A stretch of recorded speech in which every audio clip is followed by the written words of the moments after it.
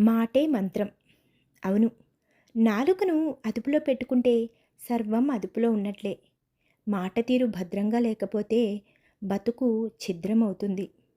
ఒకప్పటి మాట ఏమో కానీ, ప్రస్తుతం సొంత మనుషులైనా, చివరకు మన బిడ్డలైనా మన నాలుక పెళుసుగా ఉంటే దూరమైపోతారు.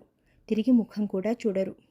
అందుకే మనం మాట్లాడే భాష మృదువుగా, సౌమ్యంగా ఉండాలి. తెలుగులో ఒక సామెత ఉంది.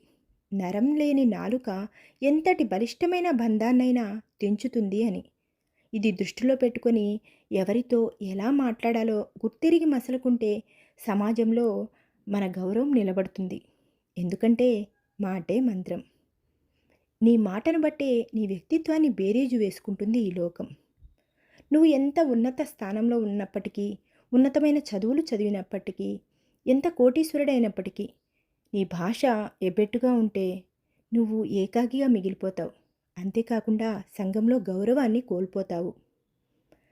నువ్వు మాట్లాడే భాషని బట్టే నీకు ఆత్మీయులు, సన్నిహితులు, స్నేహితులు దగ్గరవుతారు. నీ మాట తీరుని బట్టే నీకు శత్రువులు ఏర్పడతారు.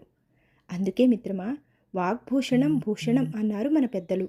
మనం మాట్లాడే మాటే మనకు అలంకారం అన్నమాట.